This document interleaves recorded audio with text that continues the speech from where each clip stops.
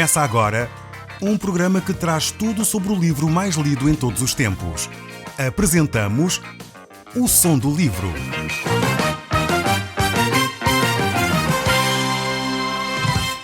Seja muito bem-vindo. Neste podcast vai encontrar o livro mais conhecido e lido em todo o mundo. Vamos levá-lo numa viagem pela história da humanidade. Este é um audiolivro para si, para a sua família e sociedade em geral. Contextualização e comentários de Paulo Chaveiro. Eu sou o Paulo Chaveiro e nós hoje estamos de volta a este livro tremendo que é a primeira epístola de João. Nós estamos no capítulo 2 desta epístola e nós já temos visto coisas tremendas nestes textos bíblicos que temos vindo a meditar nos últimos programas. Nós estamos no verso 7 deste capítulo 2 e temos aqui mais uma afirmação de João tremenda para os nossos dias. Vejamos o que diz o autor sagrado para cada um de nós. Diz assim: Amados, não vos escrevo um mandamento novo, senão mandamento antigo, o qual desde o princípio tivestes. Este mandamento antigo é a palavra que ouviste. Então, que mandamento é este que João está a falar? Será que ele está a falar dos rituais cerimoniais que foram dados a Moisés? Porque aqui diz o qual recebeste desde o princípio. E efetivamente não é disto que se está a tratar. Muitas vezes nós confundimos porque desconhecemos o contexto literário e fazemos interpretações que não são as mais adequadas ao texto bíblico. O apóstolo João aqui não está a referir-se minimamente ao cerimonial, não. Há aqueles mandamentos que têm a ver com a circuncisão, guardar sábados, sacrificar animais, vestir determinada roupa. Isso eram os mandamentos cerimoniais. Eu não sei se o caro amigo sabia, mas o Velho Testamento tem cerca de 400 mandamentos, mais de 400 mandamentos que são deixados para os sacerdotes e o povo poderem viver. Nós limitamos os 400 e muitos mandamentos aos 10 mandamentos, portanto, aqueles 10 que Deus dá de uma forma muito mais clara, e Jesus vem e resume então em 2 grandes mandamentos. Então, quais foram os 2 grandes mandamentos que Jesus resumiu? Toda a lei. Ele resumiu em amar a Deus e amar o próximo. E é este mandamento aqui que João, ou estes mandamentos aqui, que João se refere. É o amor fraternal, o amor que foi dado também, quer no Antigo Testamento. Esta referência ao amor ao próximo não começa com Jesus, nem começa com os apóstolos. Deus já havia revelado isso lá no livro de Deuteronômio. Era importantíssimo amar o próximo, amar a Deus e amar o próximo. E de alguma forma é viver esta verdade bíblica que passa então a ser a manifestação desse amor. Então, ele diz aqui então: Todavia vos escrevo um novo mandamento, aquilo que é verdade nele e em vós, porque as trevas se vão dissipando e a verdadeira luz já brilha. Então, por que é que ele se refere aqui a um novo mandamento? Aquele que de alguma forma são gerados pelo Espírito Santo de Deus. Porque é que ele fala desta ideia de novo mandamento? Porque este mandamento realmente foi dado antes da cruz, por um lado, foi dado em Jesus Cristo e foi dado e outorgado, confirmado pelo Espírito Santo. Então, os crentes precisam fazer a vontade de Deus e a vontade de Deus é que nos amemos uns aos outros. E qual é então o padrão que Jesus Cristo levanta aqui? O padrão que é novo neste mandamento é que Jesus Cristo nos diz que nós devemos amar até os nossos próprios inimigos. Este é o grande valor, é a mais-valia que Cristo traz, porque de facto o mandamento, amarmos-nos uns aos outros, já provém do Velho Testamento. O sentido mais profundo é que temos que ir mais além. Não é só amar aqueles que nos amam, porque Jesus diz exatamente isso. Amar aquele que nos ama, até aquele que não tem Deus o faz. Quer dizer, a pessoa amar as pessoas que são próximas, que são amigas, é relativamente fácil. A grande dificuldade é conseguir amar os inimigos. E por isso mesmo é um novo mandamento. Um mandamento no sentido de ir mais além e não ficarmos só por aquilo que nós somos capazes de fazer. E é por isso mesmo que precisamos da ação de Deus em nós, da ação do Espírito Santo em nós. Quando nós temos essa ação em nós, nós podemos chegar a este ponto. Quando não temos Deus em nós, dificilmente nós alcançaremos essa possibilidade de amar os nossos inimigos. Então nós temos que perceber esta palavra da parte de Deus e dessa forma, ao amarmos a Deus, vamos também ter um crescendo no conhecimento da palavra de Deus, porque a palavra de Deus é o pão da vida, é o pão para a nossa alma, é o alimento espiritual. Se nós não nos alimentamos da palavra, a palavra de Deus, então podemos viver vidas espirituais bastante medíocres. Podemos viver vidas espirituais, podemos dizer assim, em que a pessoa está desidratada, está à fome, está realmente malnutrida. Uma pessoa malnutrida pode contrair doenças graves e muitas delas irremediáveis para o resto da vida.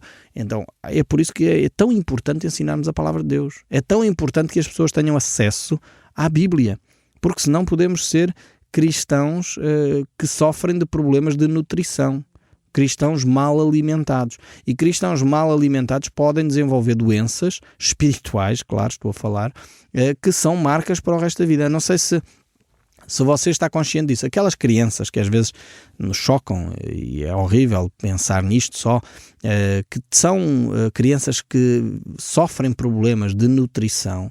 Muitas dessas crianças, mesmo depois de serem alimentadas e passarem a ter uma vida mais saudável, elas mantêm sequelas para o resto da sua vida, por causa daquele período que viveram de má nutrição. Assim acontece a nível espiritual também. Se nós somos malnutridos espiritualmente, desenvolvemos traços na nossa espiritualidade em que nós pensamos, bem, ser cristão é isto. Ser cristão é viver uma vida medíocre. Ser cristão é não ter comunhão com Deus. Ser cristão é não desenvolver atividades. E depois pensamos que isto é que é o cristianismo. E depois, quando começamos a ser nutridos espiritualmente de uma forma mais saudável, alguns de nós já vão ter dificuldade depois de realmente ter vidas saudáveis, porque aquelas marcas acompanham-nos.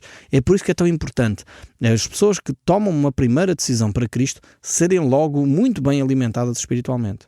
E muito bem alimentadas espiritualmente é dar-lhes conhecimento com prática, dar-lhes conhecimento e oportunidade de praticar, dar-lhes conhecimento e oportunidade de praticar, porque essa ideia de um crente que vai à igreja, alimenta-se espiritualmente, ouve o programa O Som do Livro, lê a Bíblia em casa, se calhar faz uma escola bíblica ou um seminário qualquer e depois não pratica nada, torna-se um obeso espiritual. E o que é que acontece? Sabe muita teoria, sabe o que é que deveria ser feito, mas depois, como não faz, critica. Está constantemente a criticar tudo e todos. E isto é obesidade espiritual. Então, se você sofre deste síndrome de obesidade espiritual, que é constantemente criticar aqueles que estão a fazer alguma coisa de bem, começa a repensar você mesmo a sua caminhada cristã. Se calhar é melhor deixar de lado tanto o alimento espiritual e começar a praticar aquilo que já sabe. Não é abandonar as Escrituras de forma alguma, é começar a praticar aquilo que já sabe. O que é o grande desafio para as pessoas que sofrem de obesidade? É começar a fazer exercício físico. E esta analogia é muito interessante porque consegue-se fazer muito facilmente também com a analogia bíblica e espiritual. Se nós começarmos a praticar a palavra, deixamos de ser obesos espiritualmente. Se nós somos subnutridos espiritualmente, passamos a alimentar bem, mas o passar a alimentar bem também temos que ter prática espiritual. Então é nesta medida em que a prática se coaduna com o conhecimento, em que nós vamos nos tornar pessoas maduras, saudáveis, pessoas que vivem vidas livres, porque como dizia Jesus, conhecereis a verdade e a verdade vos libertará. Então é fundamental nós percebermos esta prática aqui e por isso é que o apóstolo João aqui nos faz estas reflexões. Ele prossegue no capítulo 2, o verso 9 a dizer: aquele que diz estar na luz e odeia a seu irmão está até agora em trevas. Veja bem como ele coloca as questões. O amor é vital. Eu não posso dizer que sou cristão e tenho ódios no meu coração. Odiar o meu irmão é como que cometer o pecado de homicídio, diz Jesus. E isso ele diz lá no Sermão do Monte. É necessário nós percebermos que não há espaço para um cristão alimentar ódios. O ódio corrói, é como que um cancro que mata o cristão por dentro. E nós não podemos permitir que isso aconteça. Por isso mesmo temos que nos livrar desse pecado, temos que nos livrar dessa atitude. E é por isso que João coloca isto neste ponto. Quer dizer, aquele que diz estar na luz e odeia a seu irmão, até agora está em trevas. Não há alternativa. Um cristão não pode viver a alimentar amarguras, a alimentar pecados, a alimentar ódios. Não faz parte da natureza cristã isso. E se começamos a cair nesse erro, rapidamente temos que bani-lo da nossa vida. Temos que pedir perdão e abandoná-lo. É por isso que Paulo fala na sua epístola aos Efésios, no capítulo 4, versos 17 a 19, quando ele diz: isto, portanto, digo no Senhor e testifico, que não mais andeis como também andam os gentios, na vaidade dos seus próprios pensamentos, obscurecidos de entendimento, alheios à vida de Deus, por causa da ignorância em que vivem, pela dureza dos seus corações, dos quais, tendo-se tornado insensíveis, se entregaram à dissolução com avidez, para com avidez cometer toda a sorte de impureza. Temos aqui então este tipo de natureza. A natureza do coração do homem é assim. Mas essa natureza pode ser transformada pelo poder de Deus. Nós, é por isso que olhamos para o Evangelho de São João, quando ele escreve o Evangelho, e no capítulo 13 ele começa aquela dissertação lindíssima do verso 16 em diante, mas depois chega ao verso 19 e ele diz: e o julgamento é este, que a luz veio ao mundo e os homens amaram mais as trevas do que a luz, porque as suas obras eram más. Muitas vezes é o facto de nós vivermos a nossa vidinha em que nós queremos alimentar determinados ódios, determinadas amarguras, achando nós que aquilo é bom. Eu não sei, às vezes nós somos esquisitos. Eu falo por mim, eu não estou a falar por si porque eu não o conheço, mas eu próprio às vezes vejo comigo mesmo. Nós pensamos que determinadas atitudes e determinados pensamentos, determinadas situações, agora vou martirizar aquela pessoa e vou ali magicar aquelas coisas.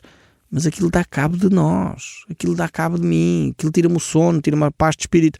Era muito mais saudável eu dizer: eu continuo a amar aquela pessoa, eu quero abençoar a sua vida. Ele está a dizer mal de mim, mas eu vou dizer bem dele.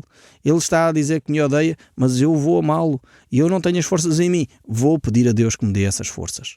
Então é assim que nós vivemos na luz, é assim que nós caminhamos com Cristo.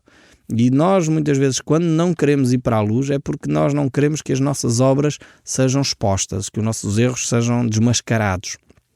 É por isso que ele diz que é necessário nós amarmos o nosso irmão. Isto é vital.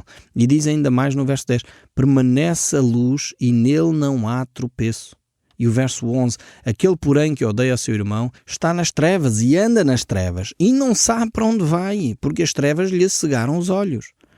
Aqui claramente o autor sagrado nos aponta para uma realidade material, uma realidade física, a escuridão ou a luz, mas que tem mais uma vez uma analogia e uma ligação com a vida espiritual. Está aqui claramente a falar dos olhos espirituais, a cegueira espiritual. Não está a falar que nós vamos ficar cegos fisicamente, mas deixamos de ter discernimento espiritual. E é por isso que a Bíblia usa esta analogia da luz e das trevas, porque ela assenta muito bem em termos espirituais. Eu não sei se consigo acontece, mas comigo acontece, eu creio que consigo também deve acontecer. Quando nós estamos em casa e vamos para a cama, se apagamos o interruptor, e se calhar temos ainda um pequeno percurso até chegar à nossa cama, ou não, ficamos desorientados, não vemos onde é que está a cama, e se nós já não temos aquilo muito bem estudado, somos capazes de bater com as canelas depois na cama. Porquê? Porque a luz iluminava-nos e depois, quando fica tudo escuro, deixamos de ver.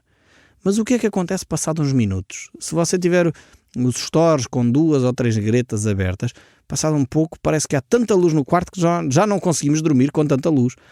Porquê? Porque os nossos olhos se habituaram às trevas. E esta analogia pode ser muito bem transportada para a vida espiritual. Ou seja, quando nós andamos com Cristo, estamos na luz.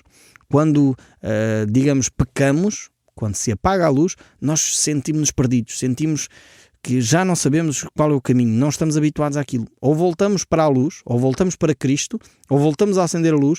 Ou então, se nós continuamos neste ambiente de trevas, passado um pouco, aquilo que era trevas já parece luz. Aquilo que era difícil já começamos a ambientar e já começamos a tomar algum conhecimento de onde é que as coisas estão.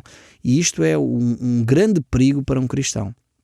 Quando um cristão está a viver em pecado e se mantém nesse ambiente, passado algum tempo, a sua consciência começa a ficar cauterizada e ele já não começa a perceber que está em trevas, já não há escândalo nenhum, já não é problema, e já começa a justificar: não, mas até é confortável, mas qual é o problema de um cristão fazer isto ou aquilo e aquilo outro? E começamos a justificar as nossas trevas. É por isso que Jesus faz aquela declaração bombástica quando ele diz: eu sou a luz do mundo, e aquele que me segue não andará em trevas, mas terá a luz da vida. Ou seja, este é o nosso Senhor Jesus Cristo. Quem confia em Jesus realmente vive na luz, não pactua com as trevas. E estas trevas são trevas que cegam os olhos espirituais. É de facto um bom critério para nós como cristãos percebermos a nossa intimidade com Deus e a forma como nós amamos os nossos irmãos. E isso tem a ver com o nosso caminhar ou não na luz. É na forma como nos relacionamos com os outros que nós percebemos a nossa caminhada espiritual. Eu conheço algumas pessoas que têm dificuldade nestas áreas, uns mais do que outros, e noto que quando as pessoas começam a deixar de ter comunhão com Deus, e às vezes são variadíssimas as razões, às vezes não é a falta de comunhão com Deus não é necessariamente logo porque a pessoa pecou, mas começou por uma coisa simples, começou por entupir a vida com muita coisa, deixou de ter tempo para ler a Bíblia, deixou de ter tempo para orar, deixou de ter tempo para estar em comunhão com os irmãos. Então, porque começou a trabalhar mais e precisa ganhar mais dinheiro, e às vezes são coisas legítimas, ou porque está a tirar um curso e está ali envolvido na faculdade ou no curso, a tirar o curso, ou surgir uma situação extraordinária na família e ele tem que dar atenção, mas negligenciou a comunhão com Deus.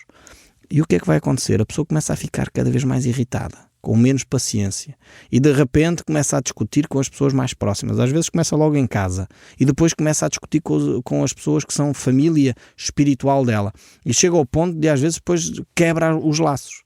E tudo começou com uma coisa legítima, e tudo começou com falta de tempo para ler a Bíblia e orar. Perdeu comunhão com a luz, começou a afastar-se da comunhão com os irmãos. Aquele que está na luz e odeia a seu irmão até agora está em trevas. Então, o meu barómetro, o meu termómetro para medir a minha comunhão com Deus, para medir a intimidade que eu tenho com Deus, é os meus relacionamentos sociais. Isto é o que o apóstolo João está aqui a dizer com todas as letras. Porque se eu tenho ódios, se eu alimento rancores contra alguém, eu até agora estou em trevas. Não percebi ainda o que é a relação com Deus. A minha relação vertical, a minha relação de mim para com Deus, tem que se manifestar na minha relação horizontal. Tenho que eu ter relacionamentos saudáveis à minha volta. E eu, às vezes, identifico pessoas assim, começam a ficar cada vez mais irritadiças, começam a ter palavras duras para os irmãos, e é sintoma de que a pessoa começou a deixar de ter comunhão com Deus. Porque à medida que temos comunhão com Deus, o amor de Deus transborda em nós. E a pessoa pode se tornar mais afável, mais tranquila, palavras mais amigas, porque tem intimidade com Deus. Eu vejo isso até em mim. O stress, a gente chama-lhe stress, a gente chama-lhe falta de descanso. Não sei se você consigo, acontece. Quando nós deixamos de cumprir a palavra de Deus, quando nós deixamos de ter descanso no nosso corpo, quando nós deixamos de ter uma vida equilibrada, quando deixamos de lançar sobre Deus as nossas ansiedades, começamos a ficar cada vez mais irritadiços, cada vez menos pacientes, e começamos a descarregar isso nas pessoas que são próximas. Temos que ter muita atenção. Vê agora como é que a vida espiritual está interligada com a comunidade. Por isso é que não podemos dizer: eu tenho a minha relação com Deus, mas eu não tenho comunhão nenhuma com a igreja nenhuma. Não pode ser. Um cristão, verdadeiro cristão, estou a falar destes, claro, um verdadeiro cristão que tem comunhão com Deus, obrigatoriamente tem que ter comunhão com irmãos. Agora, convém procurar uma comunidade onde a palavra de Deus é ensinada como deve ser. Não é só juntar assim com um grupo de pessoas e já está, não é? Várias pessoas nos escrevem a perguntar: mas Paulo, qual é a verdadeira igreja? E vocês sabem perfeitamente que eu não falo da minha igreja, daquela igreja, daquela outra igreja. Não é importante os rótulos. O importante é se a igreja está a ensinar a palavra de Deus. Eu conheço muito boas igrejas com rótulos. Há algumas delas que não são nada, enfim, a gente diria, não são nada recomendáveis, mas são igrejas fantásticas, porque ali é ensinada a Bíblia. Há outras que têm rótulos históricos, mas a gente vai lá dentro e aquilo é oco e vazio, essas cerimónias, e não acontece nada espiritualmente. E há outras que têm rótulos antigos, mas são cheios de vida. Porquê? Porque as pessoas entendem a palavra de Deus e vivem. Então não tem a ver com rótulos, tem a ver com experiência com Deus, vivência com Deus, e por isso você tem que escolher uma igreja onde a palavra de Deus é ensinada. Tem que ir lá, ver primeiro, não pode tomar uma atitude, enfim, preconceituosa, dizendo: não, esta é que é a igreja certa porque tem aqui um rótulo que é bonito. Cuidado com os rótulos. Tenhamos o cuidado de ir lá verificar se estão a ensinar a Bíblia, e se estão a ensinar a Bíblia, então é uma igreja boa, de certeza. Então temos que viver esta relação com Deus e, como consequência disso, ter uma relação com os nossos irmãos. Depois João continua no verso 12 a dizer: filhinhos, eu vos escrevo porque os vossos pecados são perdoados por causa do seu nome. É curioso, João começa aqui por tratar os cristãos por filhinhos. Aqui ele refere-se aos cristãos novos, àqueles que nasceram de novo, há pouco tempo. Ele está a tratá-los como bebés na fé, portanto, porque tem que ter um tratamento diferente. E aqui o ênfase é, em primeiro lugar, eles terem consciência. Uma pessoa que nasce de novo tem que ter consciência que os seus pecados foram perdoados. Não deve viver constantemente angustiado, com sentimentos de culpa falsa ou verdadeira, enfim, mas não tem que viver angustiado com isso, porque os seus pecados efetivamente foram perdoados. É o que João diz aqui: filhinhos, eu vos escrevo com um objetivo só, é para que vocês saibam, que os vossos pecados foram perdoados. E foram perdoados porquê? Diz aqui o texto bíblico, verso 12, por causa do seu nome. E nome de quem? De Jesus. Estamos a falar do nome de Jesus. Por causa do seu nome. Temos que ver como é que este texto está ligado com o contexto. E o contexto é a pessoa de Jesus Cristo. Então, o apóstolo João não diz que os nossos pecados foram perdoados, com todo o respeito, pela Virgem Maria. Não diz isto. Em lado nenhum nas Escrituras diz isto. Não se pode colocar o nome de Virgem Maria como corredentora com Cristo. Isto é realmente deturpar todas as Escrituras. Olhar para o texto bíblico é ver que só Cristo e através de Cristo nós podemos ter realmente os nossos pecados perdoados. Não foi nem São João, nem Santo António, nem São Pedro, nem Santo Estevão, coloque o nome que quiser, não foi nenhum dessas personagens cristãs, homens e mulheres verdadeiramente cristãos, viveram um cristianismo de facto intenso, amaram a Deus de todo o coração, mas não foram estes homens nem estas mulheres que morreram por si. Foi Jesus Cristo. E isto, qualquer cristão aceita isto, seja de que confissão religiosa for. Porque realmente, se nós dizemos que somos cristãos, temos que nos entender com Cristo. E é por causa do nome de Cristo que nós devemos efetivamente viver e perceber que os nossos pecados foram perdoados.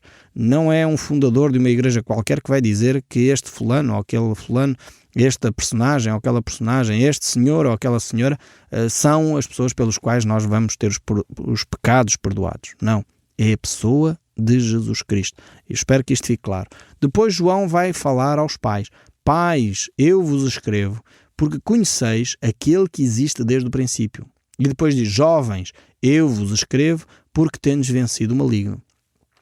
Primeiro temos aqui esta referência àqueles que são mais velhos espiritualmente e depois àqueles que estão na força da juventude espiritual também. Tudo aqui pode ser feita a analogia física, portanto, quer filhos de pais existentes, materiais, quer jovens realmente, ou pais e adultos realmente, mas também a nível espiritual.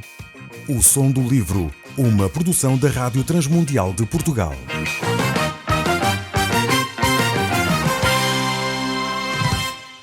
RTM. Conhece todos os nossos programas em rtmportugal.org. Uma produção da Rádio Transmundial de Portugal.